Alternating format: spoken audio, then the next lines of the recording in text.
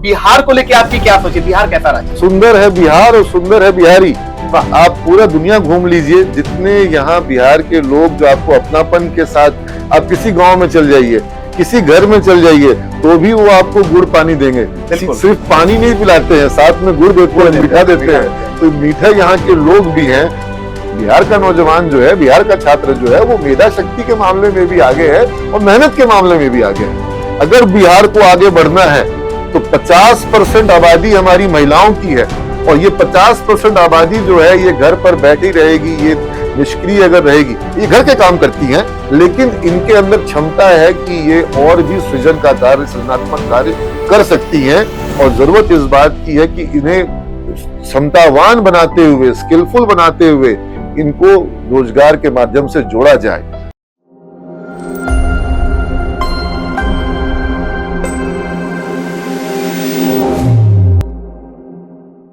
मां जानकी का जन्म स्थान, संस्कार का उत्थान हो, महावीर की तपस्या, बुद्ध का मैं ज्ञान हूं, गुरु गोविंद का शौर्य, कुंवर सिंह की आन हूं, मैं आपका बिहार हूं। अवशेष आज भी चीखते, शिक्षा की पुकार हूं, साहस जहां है गूंजता, उस चाणक्य के हुंकार हूं, सामने पहाड़ हो तो दशरथ की दहाड़ हूं, मैं आपका बिहार हूं। आनंद का गणित हूं, शारदा का संगीत हूं, विकास का वैभव हूं मैं अशोक महान हूं, मैं आपका बिहार हूं। गंगा की भूमि हूं मैं, किसानों का परिवार हूं, बस्ता जो कणकण में है उस वशिष्ठ का मैं प्राण हूं, मैं आपका बिहार हूं, मैं आपका बिहार हूं। नमस्कार दोस्तों, मैं डॉक्टर अभिषेक श्रीवास्तव आज काफी एक्साइटेड हूं क्योंकि आज हमारे साथ है सक्सेस विद अभिषेक शो में मिस्टर नीरज अग्रवाल सर, जिनसे बात करेंगे कि किस तरह से हम लोग बिहार को नेक्स्ट लेवल ऑफ ग्रोथ पे ले जा सकते हैं। और पटना बिहार की राजधानी है, पटना में क्या कुछ नया है, खास है, जानेंगे सीधे आज की बात में नीरज अग्रवाल सर से। नीरज अग्रवाल सर, स्वागत है आपका। नमस्कार। कैसे हैं? बहुत अच्छा सर। जल्दी से मैं जानना चाहता हूं कि बिहार को लेकर आपकी क्या सोच है? बिहार कैसा राज्य है? बिहार से सुंदर राज्य आपको कहां मिलेगा? क्या बात है। जननी जन्म भूमि स्वर्गादपि गिरसी। तो ये तो जन्म भूमि है, मातृभूमि है, कर्म भूमि है, और सुंदर है। सुंदर है बिहार और सुंदर है बिहारी। आप पूरा दुनिया घूम लीजिए, जितने यहाँ बिहार के लोग जो आपको अपनापन के साथ, आप किसी गांव में चल जाइए, किसी घर में चल जाइए, तो भी वो आपको गुड़ पानी देंगे। सिर्फ पानी नहीं पिलाते हैं, साथ में गुड़ देते हैं, मीठा देते हैं। तो मीठा यहाँ के लोग भी हैं। आम बिहारी जो है, जो बिहार के बारे में छवि बना दी गई है कि यहाँ पर गुंडा राज वगैरह, लेकिन अगर आप किसी आम बिहारी के घर में जाइए तो वो आपको अपनापन जो देता है, और जो मिठास है और जो प्यार है, और कहीं चल जाइए, गांव में चल जाइए, वो बुजुर्ग व्यक्ति होगा, वो आपको दुलार देगा। तो ये जो अपनापन है बिहार का, ये तो बहुत मिट्टी की सौंधी खुशबू है बिहार। सर, बिहार में आप देख रहे हैं कि लगभग 12-14 करोड़ की आबादी है, नौजवान है, और शिक्षा में हम सभी लोग चाहते हैं कि आगे बढ़े, लेकिन एजुकेशन में भी जो स्टैंडर्ड है उसको हम लोग मीट नहीं कर पा रहे हैं। तो सर, उस पर कुछ सुझाव देना चाहते हैं? ये विडंबना है कि जो राज्य, जो भूमि पूरे विश्व में ज्ञान का अलग जगा रही थी, जहां से नालंदा से और जहां से विक्रमशिला से और जहां उदांतपुरी के विश्वविद्यालय थे और पूरे विश्व से ज्ञान लेने के लिए छात्र बिहार की भूमि पे आते थे, आज इसी भूमि के, इसी धरा के छात्र पूरे विश्व में पढ़ने के लिए जा रहे हैं।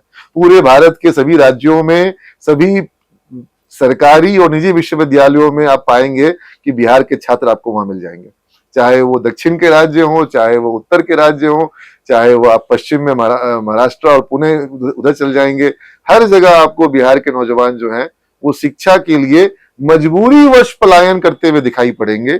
ये हमारे लिए दुख का विषय है, ये हमारे लिए सोचने का विषय है कि ये स्थिति कैसे आ गई कि जो ज्ञान की भूमि है बिहार, और यहाँ ज्ञान को हासिल करने के लिए छात्रों को पलायन करना पड़ रहा है। और हम कहते हैं कि सबसे अधिक आईएएस आईपीएस बिहार से होते हैं।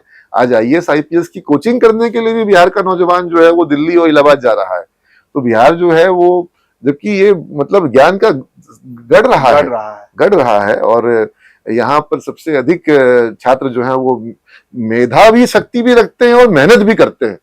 बिहार का नौजवान जो है, बिहार का छात्र जो है, वो मेधा शक्ति के मामले में भी आगे है और मेहनत के मामले में भी आगे है। लेकिन ये जो परिस्थिति है ये हमारे सामने है, किस तरीके से हमारी बेसिक प्राइमरी एजुकेशन, हमारी जो स्कूल की व्यवस्था है और उसके बाद बेहतर करने की जरूरत है। उच्च शिक्षा जो है, हर जगह जो गिरावट है वो दिखाई पड़ रही है। उसकी वजहें जो है वो आप समझ सकते हैं किस तरीके से ये गिरावट का दौर आया है। चरणबद्ध तरीके से धीरे धीरे ये जो पतन हुआ है ये हुआ है। और आपने कहा कि विकास का वैभव है बिहार, तो चूंकि विकास वैभव जी के लेट्स इंस्पायर बिहार से मैं भी इंस्पायर्ड होता हूं, और मुझे लगता है कि इस तरह के एक अभियान की बहुत आवश्यकता है बिहार को, जिसमें इस राज्य में एक नूतन ऊर्जा संचारित की जाए और युवाओं को प्रेरित किया जाए। क्योंकि ये प्रेरणा जब तक वो एस्पायर नहीं करेगा, जब तक आप उसको इंस्पायर नहीं करिएगा, मोटिवेशन नहीं होगा, उसके सपने छोटे हो गए हैं। मैंने कहा कि आईएएस आईपीएस की कोचिंग यहां बिहार में नहीं हो रही है, शिक्षण उसका यहां पे तैयारी कम हो रही है। यहां का नौजवान जो है अब यूपीएससी के बजाय बीपीएससी या फिर उससे भी नीचे एसएससी और पीसीएस और उसके बाद बैंकिंग और रेलवे इसकी बात कर रहा है, ग्रुप सी और ग्रुप डी की बात कर रहा है। हमारे राज्य के नेता कहते हैं कि चांद पर भी जॉब होगा तो बिहार का नौजवान जाएगा, महाराष्ट्र में जाएगा, असम में जाएगा। मैं कहता हूं क्यों जाएगा? ग्रुप डी के लिए हम क्यों महाराष्ट्र जाएं? ग्रुप डी के लिए हम क्यों आसाम जाएं? हम क्यों साउथ इंडिया में जाएंगे? क्यों नहीं? अगर हम जाएंगे तो हम यूपीआईएएस के लिए जाएंगे, हम जाएंगे तो हम स्टार्टअप बनाने के लिए जाएं, हम हो सकता है कि प्रोग्रामर बनने के लिए जाएं, सॉफ्टवेयर डेवलपर बनने के लिए जाएं, एआई इंजीनियर बनने के लिए जाएं, हम जाएंगे तो एंटरप्रेन्योर बनने के लिए जाएंगे, हम मैनेजर बनने के लिए जाएंगे, हम जीएम और डीएम बनने के लिए जाएंगे। हम क्यों जो है ग्रुप डी के जॉब के लिए जाएंगे? ये हमको अपने यहाँ के नौजवानों को शिक्षण और प्रशिक्षण उपलब्ध कराना होगा, उनको बेहतर तैयारी देनी होगी। और उसके बाद देखिए ना, क्यों नहीं, हम तो करते आए। आज आप एंटरप्रेन्योरशिप में देखिए, आप कॉर्पोरेट सेक्टर में देखिए, आप जो एडमिनिस्ट्रेशन का सेगमेंट है वहां देखिए, आप हेल्थ केयर में देखिए, आप इंजीनियरिंग में देखिए, हर जगह बिहार का टैलेंट जो है वो अपनी प्रतिभा का जो है वो परचम लहरा रहा है। लेकिन आप जब नौजवान को विकल्प ही नहीं दीजिएगा, साधन और संसाधन ही नहीं दीजिएगा, तो वो क्या करेगा? तब वो ग्रुप डी के जॉब के लिए जाता है। एक छोटा सा मैं आपको अपडेट कर दूं सर कि बिहार स्टार्टअप पॉलिसी 2022 के अंतर्गत 10 लाख रुपए की सीड फंडिंग बिहार के नौजवानों को मिल रही है। और प्रायः मैं अखबार पढ़ता हूं तो हिंदुस्तान अखबार में प्रायः किसी न किसी बिहार के एक एंटरप्रेन्योर की कहानी दी हुई रहती है। तो सर अभी हर घर में एंटरप्रेन्योर हो, हर घर में एक स्टार्टअप का फाउंडर हो। बिहार में आपने कहा ना कि 12 करोड़ से 14 करोड़ की आबादी है, तो इस आबादी में 4 करोड़ युवा ऐसे जिनको तुरंत जॉब की आवश्यकता है। और इस 4 करोड़ युवा को कोई नेता बोले कि हम 10 लाख को जॉब दे देंगे, हम 20 लाख को जॉब दे देंगे, प्रैक्टिकल। आप अगर 10 लाख को जॉब दे भी दीजिएगा तो 4 करोड़ का क्या होगा? 3 करोड़ 90 लाख का क्या होगा? जवाब दीजिए। तो आपको यहां पर एक पूरी की पूरी श्रृंखला शुरू करनी होगी उद्यमिता की। आपको यहां पर व्यापार का, उद्यम का एक जाल बिछाना होगा। आपको यहां पर स्टार्टअप का एक कल्चर लाना होगा, एक इकोसिस्टम डेवलप करना होगा। तभी जाकर के, जैसे आज आपके पास समृद्ध राज्य है, गुजरात है, महाराष्ट्र है, तमिलनाडु है, ये सब समृद्ध राज्य हैं। तो इनकी समृद्धि के पीछे जब आप अन्वेषण करिएगा, विश्लेषण करिएगा, तो आप पाइएगा कि वहां का जो उद्यमिता है, वहां के जो उद्यमी है, वहां पर जिस तरीके से कल कारखाने स्थापित हो रहे हैं, वहां पर जिस तरीके से सेवा क्षेत्र के प्रकल्प स्थापित हो रहे हैं, आईटी सेक्टर स्थापित हो रहा है, यही कारण है उनकी प्रगति का। वहां पर जो है धन संपदा अधिक आ रही है, वहां पर जब लोग धन अधिक अर्जित कर रहे हैं तो व्यय अधिक कर रहे हैं, जब व्यय अधिक कर रहा है तो धन का जो है वो डिसबर्समेंट हो रहा है, मनी का रोटेशन हो रहा है, वेलोसिटी ऑफ मनी का जो इंपैक्ट है वहां देखने को मिल रहा है।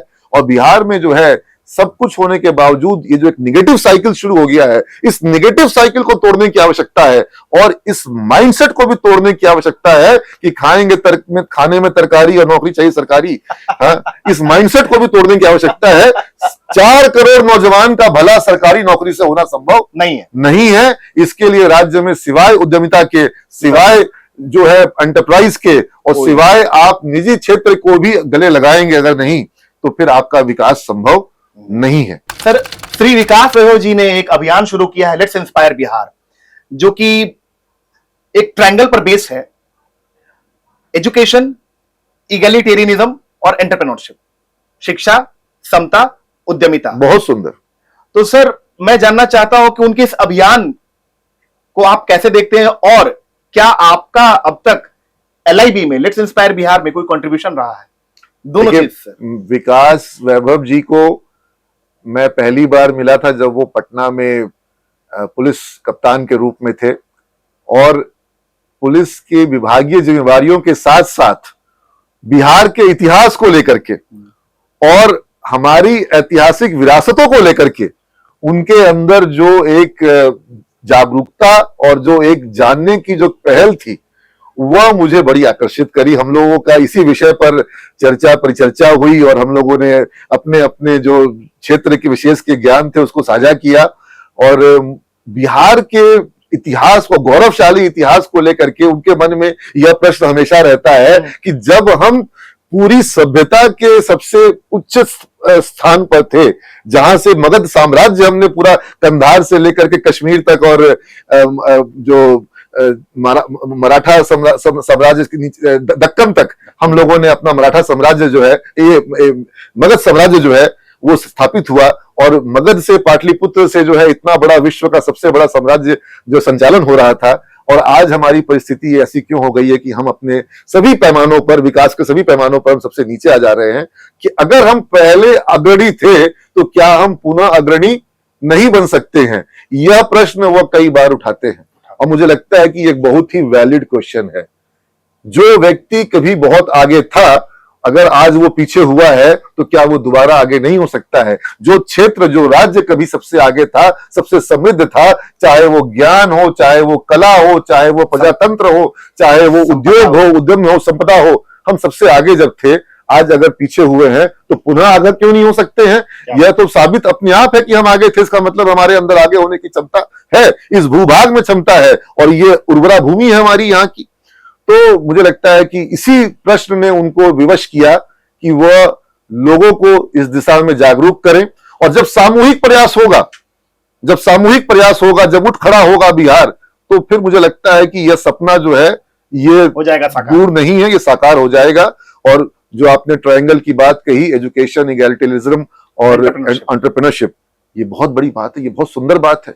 इसी में सारा, मतलब मुझे लगता है कि बहुत सुंदर परिकल्पना इन्होंने करी है। शिक्षा जो है वो सबसे बड़ा साधन है, सबसे बड़ा संसाधन है, और शिक्षा की ही आवश्यकता है, और शिक्षा ही वो पूंजी है जिसके बल पर हम विकास के दौर में प्रवेश कर सकते हैं।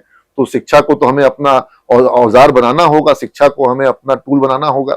और आपका कंट्रीब्यूशन सर LIB में? LIB में मेरा कंट्रीब्यूशन जो है वो, मैं युवाओं को, जो हमारे सीमेंट संस्थान के युवा हैं, उनको जोड़ने का प्रयास कर रहा हूं। मैं जो उनका मैसेज है वो ज्यादा से ज्यादा लोगों तक पहुंचे, चाहे वो एंटरप्रेन्योरशिप को लेकर के हो, चाहे वो स्किल डेवलपमेंट को लेकर के हो, चाहे वो एक जो एसेट वाला जो युवा, जो कि देश के लिए एसेट बने, जो कि राज्य के लिए एसेट बने, जो राज्य के लिए लाइबिलिटी ना बने, उस युवा को तैयार करना और उस माइंडसेट को तैयार करना। और जब वो इगैलिटिज्म की बात हो रही है तो वहां पर समाज में किसी तरह का भी भेदभाव, चाहे वो जाति के नाम पर हो, चाहे वो चित्रवाद के नाम पर हो, चाहे वो धर्म के नाम पर हो, वो हमारी युवा पीढ़ी में ना आए। और ये बड़ा खतरा है। जो राज्य अभी उठने की तैयारी कर रहा है, अगर इस राज्य में आप विभेद कर दीजिएगा, आप इसमें हिंदू मुसलमान कर दीजिएगा, आप इसमें ऊंची जात और नीची जात कर दीजिएगा, तो फिर ये राज्य तो लड़ पड़ेगा। आपको अभी आवश्यकता है हाथ से हाथ पकड़ करके इकट्ठा होकर के ऊपर उठने की आवश्यकता है। तो मेरा प्रतिदिन शायद ही ऐसा कोई दिन गुजरता होगा जब यही संदेश मैं युवाओं में नहीं लेके जाता होऊंगा। और मुझे विकास वैभव जी का बड़ा अच्छा सहयोग मिल रहा है। अभी पीछे हमने कैंपस में LIB के संग मिल करके हमने, हाँ, विकास सर आए थे और उन्होंने युवाओं को, खास तौर पर हमारे उस कार्यक्रम में लड़कियां शामिल हुई थी, उनके लिए, उनके स्वास्थ्य को लेकर के कार्यक्रम किया गया था। बड़ा सुंदर आयोजन हुआ। उसके लिए मैं LIB की पूरी टीम को बहुत धन्यवाद कहूंगा। और विकास जी ने जिस तरीके से वहां पर युवाओं को प्रेरित किया, और विशेष रूप से मैं कहूंगा कि लड़कियों को प्रेरित करने की आवश्यकता है। हमारे बिहार में जो उन्होंने गार्गी चैप्टर बनाया, और जहां बिहार में, जहां महिलाओं को बिल्कुल बराबरी का दर्जा किसी समय दिया जाता था, जहां महिलाएं शास्त्रार्थ करती थी, और जहां महिलाएं, मतलब शंकराचार्य को भी महिलाओं के सामने जो है शास्त्रार्थ में कठिनाई का सामना करना पड़ गया था, उस बिहार में आज यह स्थिति आ गई है कि कॉलेजों में लड़कियों को के लिए जब नामांकन की बारी आती है तो या तो 80% से अधिक छात्राओं का 12वीं के बाद नामांकन नहीं होता है, और जिनका नामांकन होता है उनके लिए कोर्स चुने जाते हैं होम साइंस के या फिर साइकोलॉजी सोशियोलॉजी। अच्छे कोर्स है, कोई कोर्स बुरा नहीं है, लेकिन मैं कहता हूं कि लड़के को इंजीनियरिंग और लड़की को होम साइंस क्यों नहीं? लड़की भी आपकी साइंस पढ़ती है, उसको भी इंजीनियरिंग क्यों ना कराया जाए, उसको भी कंप्यूटर साइंस क्यों ना पढ़ाया जाए। अगर वो बिजनेस मैनेजमेंट सीखना चाहती है तो क्यों नहीं उसको बिजनेस मैनेजमेंट पढ़ाया जाए, वो भी अच्छा करेगी। और ये चीज हमारे यहाँ की लड़कियां साबित कर रही है। हमारे यहाँ की जो लड़कियां हैं वो किसी मामले में, चाहे वो एंटरप्राइज हो, चाहे वो जॉब हो, चाहे वो कॉर्पोरेट सेक्टर हो। मैं बात करूंगा समीक्षा गुप्ता की बेटिया, ये रक्सौल की बेटी, और वो आज अभी इरविंग में है, अकेले रह रही है, लेकिन वहां पर $85,000 कमाती है। और जो कमाती है $12,000 बोलती है कि साल में मैक्सिमम खर्च होता है, बाकी पैसा कहाँ भेजती है? वो अपने पिताजी के पास घर भेज रही है, वो समृद्धि ला रही है इस राज्य में। बहुत बड़ी बात। इसी तरीके से बहुत सारी बच्चियां हमारी, निशी प्रकाश है जो कि अभी लंदन में है, वो 1 करोड़ का पैकेज है उसका वहां पर। उसका हस्बैंड जो है वो भी मेरा स्टूडेंट है राहुल, उसको भी 1 करोड़ से ऊपर मिल रहा है। लेकिन निशी जो है वो राहुल से किसी मामले में पीछे नहीं है, ना सैलरी में, ना पैकेज में, ना कंपनी के जॉब में, ना अपने टैलेंट में। तो बच्चियां जो हैं उनको आप प्रोत्साहन दीजिए, उनको आप आगे लाइए। वो बच्चियां आपके परिवार का नाम रोशन करेंगी और अपनी काबिलियत के बल पर, अगर बिहार को आगे बढ़ना है तो 50% आबादी हमारी महिलाओं की है, और ये 50% आबादी जो है ये घर पर बैठी रहेगी, ये निष्क्रिय अगर रहेगी, ये घर के काम करती हैं, लेकिन इनके अंदर क्षमता है कि ये और भी सृजन का कार्य, सृजनात्मक कार्य कर सकती हैं। और जरूरत इस बात की है कि इन्हें क्षमतावान बनाते हुए, स्किलफुल बनाते हुए इनको रोजगार के माध्यम से जोड़ा जाए, और तब बिहार की आमदनी में उत्तरोत्तर और वृद्धि होगी। जब महिलाओं को आप स्किलफुल बनाइएगा, उनके लिए एम्प्लॉयमेंट लाइएगा। आज बिहार की बड़ी आबादी जो है वो पलायन करके दूसरे राज्यों में रोजगार कर रही है, लेकिन महिलाएं यहां पर हैं। आपके पास वर्क फोर्स है, उनको आप इंगेज करिए, उनके लिए आप तरह तरह के जो है प्रकल्प स्थापित करिए, जहां पर वो अपना कंट्रीब्यूशन भी दे, अपने परिवार के लिए धन अर्जन करे और राज्य की जीडीपी को भी बढ़ावा दे। बहुत शानदार बात आपने कही। और चलते चलते मैं भी कुछ पंक्तियां कहना चाहता हूं सभी बिहारियों के लिए। पहचानो खुद को खुद से ही, इन आवाजों की शोर में तुम में भी कुछ खास है जो नहीं कहीं किसी और में। गिरकर उठो, उठकर बढ़ो, अपनी पहचान बनाने को। तुम हो अटल, साबित करो, अपना लोहा मनवाने को। सफलता पाने के लिए न रहो भीड़ की होड़ में, पहचानो खुद को खुद से ही, इन आवाजों की शोर में। बहुत बहुत धन्यवाद। बहुत सुंदर।